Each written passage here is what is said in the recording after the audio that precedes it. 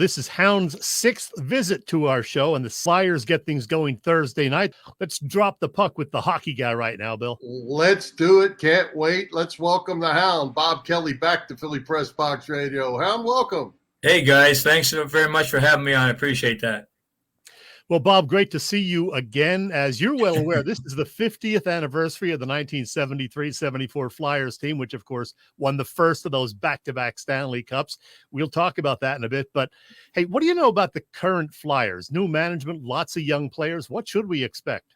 Well, I've been around Danny. Danny probably didn't get enough credit right at the start there, but, he went up and became the general manager for the Maine Mariners up there on a regular basis and did a heck of a job up there. Comcast sent him to the Wharton School of Business, so he got well prepared for what he was getting into.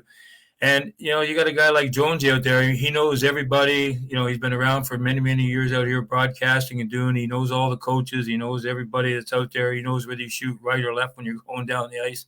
I mean, he's really into it and what he's doing. And he bounced around a little bit there, but, we had choice between him and I think Eddie Olczyk, and the right choice was Keith Jones. Eddie Olczyk's a tremendous person, went through some battles there and everything, but Jonesy and Danny get along great, and, the incorporation of having Torts there with what he brings, the new mentality that he's trying to instill and how to play as a team and be part of a team. So I think it's a great show, and we have a new leader at the top there, Dan Helferty, new CEO for Comcast and taking over the Flyers there. So we really have some great people.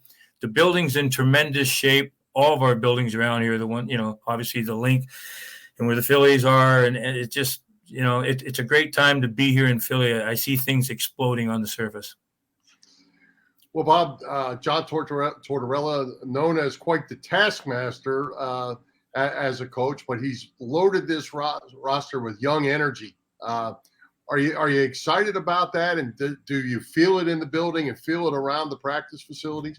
Yeah, but I don't spend much time in there because my job is out in the community with people and doing things like that. But Tort's been around a long time. You're not going to pull anything over on him. He's a good motivator, and he'll motivate through discipline or motivate. I mean, he's not shy about what he tells you on that. And I think the guys looked up to him. I don't think a lot of the guys probably knew what to expect the way he runs a training camp. But, it's grueling. He puts it through there, and he wants to see the best person, make the team. And it means beating somebody out. You're a little bit better. I mean, he tells it like it is. He doesn't mince his words whatsoever. And I said he's surrounded with good assistants there as well, too. So, he's there to get the job done. And, I think he's got 3 more years, left on his contract. So he's good. No superstars on this team, certainly, but Travis Konechny is coming off a career-best 31-goal season. Do you think he still has more upside? Yeah, I do. I think his confidence level is really high. He had a great year last year. You got young Farabee there. The big thing to me is seeing how Coots and Atkinson respond coming back. There to me is the key until you get hit. But, I think Coots has played well right now. The rust is starting to come off. Brinks over there or Forrester, whichever one they decide to flip-flop on that line. So, I mean, we got some good young talent. I like the idea of bringing in Stahl. He's kind of going to be the gentleman in the locker room with the guys and help guide these kids. I think the guys have stepped up a little bit. Like I said, I like Stahl out there a little bit. Rasmus, he's hurt, so supposedly, so he could be back. It could be in and out there. But, Travis has done a great job representing himself. And, the idea is not, what you accomplish, but you want to be the best that you can be. So, you just don't take a day off. Don't take a shift off. I don't think you could talk Flyers without talking Carter Hart. He seems like he's been around kind of forever by now, but I guess he's still really a young guy. Is it time that Carter Hart, kind of turns the corner, and now that hopefully he's got a little better defense in front of him, that this is the year?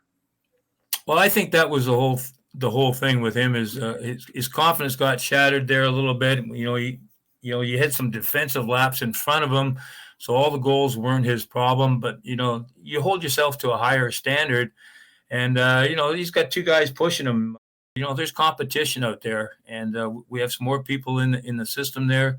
So we have plenty of options to go, and it's just getting the best. Hopefully you have the best, and hopefully you get everybody be on the same page.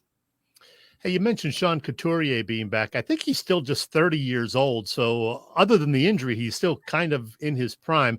How nice is it to have him back on the ice, hopefully pretty healthy?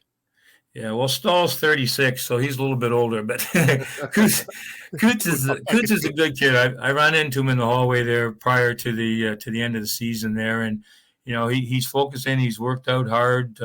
He's in tremendous shape out there, and just have to make sure that he can take any blows that come to him behind there. But he's really an outstanding. He gives a lot of inspiration and guidance and leadership in that locker room, which is what was sorely needed. He'll speak up. Stahl will speak up. Konechny has the right to speak up. He had the most goals last year, so it's an exciting time in Philly. Well, speaking of Stahl, he's basically surrounded by a youth group back there on that blue line. Are they really going to depend on him more for minutes or more for leadership or both? Combination of both. I mean, he's got to bring his leadership in the locker room. He's got to bring his leadership on the ice. Again, it's just getting everybody to be on the same page, play the way Torts wants you to play, and listen to the coaches. Bob, I don't know how good your eyes are, but if I put up the roster there, any other guys that you're really excited to watch and see how they're going to develop this season? Yeah, I think my eyes are not that good, but I think they're all right. Cam York is somebody to look at. I think Sanheim's come back with a new attitude, put some weight on and all that. He says Stahl bring that leadership in there. Rasmussen, when he comes back, will be good. So I think we're all right in there. And Owen Tippett, as far as the forwards, he had a pretty good year last year. Yeah, he's a big guy. I mean, him and McEwen kind of battle around there a little bit. So there's some guys out there that wanted to prove themselves, and they worked harder than some of the other guys that went down to Lehigh. Yeah, the one I'm really interested in seeing is Morgan Frost. He came up as a crazy goal scorer through junior hockey, but really hasn't shown that yet. Shown a few flashes along the way, and now it sounds like he's going to start out as a third liner. I'm really interested to see if he takes the next step up. Yeah, he's a gun guy. He's been fun to watch in the exhibition games here, and I think they got him online with Atkinson and Tippett. At least that's what they had on Saturday. So, I mean, things change around from day to day. So, I mean, until you're actually ready to start playing, you don't really know who's going to be who. I'm sure, Torch is still tinkering with it. I think we got some good young kids to watch there. I think they really moved the puck well. I thought last year, even though we weren't winning the games, the guys played whistle to whistle. They moved that puck pretty quick back and forth to each other. They're getting a feel for each other. Like I said, I couldn't find anything to really want to be negative on until we get rolling there and see how the other teams look. Yeah, there's like low expectations nationally. So, any kind of positives will be good. It'll be, if they can threaten to make the playoffs, it'll be exciting. And I'm looking forward to it. I really am. But Bob, as noted, it is the 50th anniversary of that first Flyers Cup season. We must be getting old. I don't know. But I'm going to put up a picture here of the Flyers back in the 1974-75 era. And who's that guy with the sideburns right there? It was me. They've gone. What do you remember about that season, though? Did you guys know, back in October, November of 1973 that you were a legitimate cup contender? You know what? We really were pretty grounded with Freddie Sherrill there. We were pretty grounded, and everybody was bought into Clarkie. Clarkie was definitely the leader in the locker room, leader on the ice, first out, first in. And, we had hard workers, Billy. Nobody came in and signed us left it. I mean, we had the Watson boys there. Keith Allen knew what he was doing when he was bringing in players and what their job was. I mean, you understood what your role was. So it was funny. I'll tell you a story about being in the locker room, and we get beaten there. So all of a sudden, Ed Snyder comes in, and he bends down. He says, "So what went wrong? What happened? What went wrong?" And he gives you that stare, the Snyder stare, right? And I go, "Ed, why are you asking me?" I said, "I play 3 shifts a game for crying out loud. Ask Clarkie." He was sitting beside me there. Ask Clarkie what went wrong. I don't know what went wrong. But, the team had a lot of character. I mean, we had the Hillmans. We had Eddie Van Imp. I mean, we had guys that could lean on and could play the game. Everybody knew the role out there. 20 guys go on the ice, 20 guys are coming off the ice. and that's just the way we played out there. And we had tremendous rivalry. I mean, I think our 35-game unbeaten streak is going to be a hard one for somebody to beat as well too. Was in the lineup there. Yeah. But, you know, at the end of the day, it's all about the team, and it's all about the fans. And, you know, you don't want to get booed in your own building. You don't want to make a fool of yourself out there. You just go out and play the game hard. And when people came into our building, you know, they knew they were in for a battle. Bob, so many of you guys from that team and through the years still live in the Philadelphia area, still work for the Flyers in a lot of cases like you do. Is that normal, or is there a real friendship, the bond that came between you guys that you just continue to be friends? Here we are 50 years later. Well, I think as we were talking a little bit earlier, Brad Marsh is the president of the alumni there, and we do a tremendous amount of functions out there.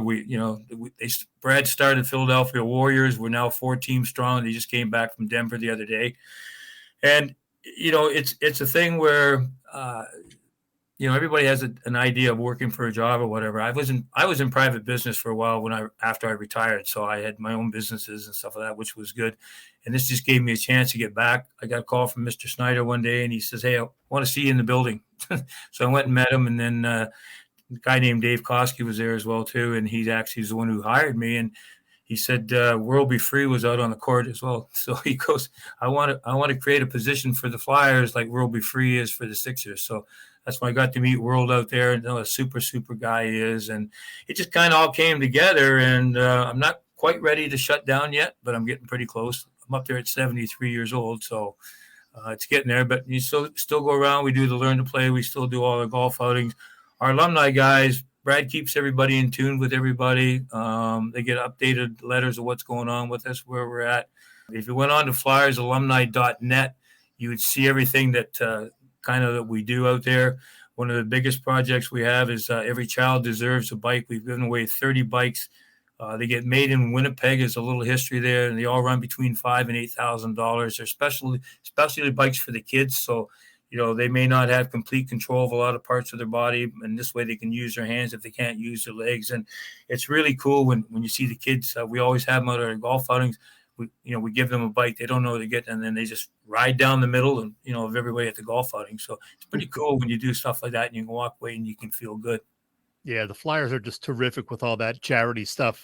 They're to be commended for that, certainly. Well, because it's the 50th anniversary of that first cup, is the organization doing anything special to commemorate that? Well, I think the whole weekend is going to be special. Thursday, Friday, Saturday. I believe that the old rivalry, the Boston Bruins, are coming to town, obviously for the Saturday game, but I think their alumni is coming into town to probably take on some of our guys too. But I think Joe Watson's 80 years old. I think he wants to play. I said, Joe, nobody wants to see an 80-year-old man skate down the ice. So he's good for going out and doing all that stuff. I mean, he's first one in line, but we have a lot of young guys in the system there that are retired and live in the area that can come in and play. So they don't totally need to, you know, see a bunch of old guys skating around. It's just my opinion. but us old guys like to watch you old guys because you were young when we were young. We had no helmets on, but you know what? I wouldn't trade my era, and don't take it the wrong way. I would never trade my era for a different era. Obviously, I could never play in the current eras, but it's just something that, you know, the bonding, the team to take you under the wing, and then you go out there to battle everybody. I mean, my first 3 games was against the Montreal Canadiens in Montreal, and then I went back to play Detroit. So you're on the ice with Gordie Howe, Vecchio, Bergman, all those guys. And then, you know, the Boston Bruins came in on the Thursday night. That was my 3rd game I played there. I got to stick around. So somebody liked me. I don't know who, but somebody liked me. That's fantastic. Bob, this has been great. Thanks for doing it. And I hope it's a fun season, and we're going to learn a lot about this team and the management. And I'm looking forward to it. Yeah, I think it's going to be good for everybody. I know the city's pumped up, and with what's going on right now with the Eagles and the Phillies, we're happy that things are progressing the way hopefully they should. Yep. Hey, Hound, can you see the note we have up on the screen there? It was fun watching Bob Kelly play. It was like a human pinball smashing into the opponents. That was controlled aggression. We're out of control at sometimes, right? Yeah, you know what? I wouldn't change my style. I had a blast with our guys. That era, to me, was a blast.